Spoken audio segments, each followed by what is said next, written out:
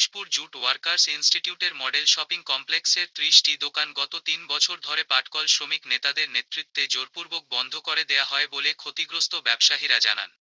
এতে করে তারা পরিবার পরিজন নিয়ে মানবেতর জীবন যাপন করছে। অবশেষে বৈষম্য বিরোধী ছাত্ররা তাদের দোকানের তালা ২২ আগস্ট বৃহস্পতিবার বেলা ১২টায় খুলে দিয়েছেন। এ বিষয়ে বৈষম্য বিরোধী ছাত্র প্রতিনিধি রাউফুল নাসিম শিশির বলেন, আমরা ছাত্র সমাজ যেখানে নির্যাতন ও বৈষম্য দেখছি সেখানেই যাচ্ছি এবং ৩০টি দোকানদারদের ন্যায্য দাবি পূরণ করতে বন্ধ করে রাখা দোকান খুলে দিয়েছি। মানবেতর জীবনযাপন করা ব্যবসায়ীরা দোকান খুলতে পেরে খুব খুশি। তারা আমাদের জন্য আন্দোলনের স্রষ্টার নিকট দোয়া করেছে, এটাই আমাদের জন্য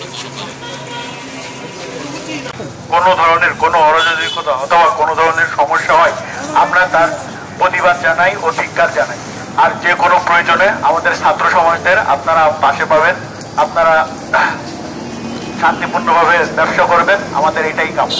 একজন ব্যবসায়ী মোহাম্মদ শরীফুল ইসলাম, আমরা দীর্ঘ ৩ বছর মনুজান সুফিয়ান, আশরাফ, তারপর সানাউল্লাহ নান্নু থানা সভাপতি, বিভিন্ন আওয়ামী লীগের নেতৃবৃন্দ এবং শ্রমিক লিডার সৌরভ মোরাদ, তারপর শাহানা, হুমায়ুন, এদের দিন ইসলাম, দিন মোহাম্মদ, এদের নির্যাতনে ৩ বছর জোর জবরদস্তি করে আমাদের মার্কেটটা বন্ধ করে দেয়। এখন বৈষম্য বিরোধী ছাত্র আন্দোলনের মাধ্যমে আমরা এই ৩ বছর পর মুক্তি পেলাম। আমার নাম মুস্তাক আহমেদ, মদিনা এন্টারপ্রাইজের স্বত্বাধিকারী। আমার দোকানটা হচ্ছে মদিনা এই মডেল শপিং কমপ্লেক্স চিত্রালী।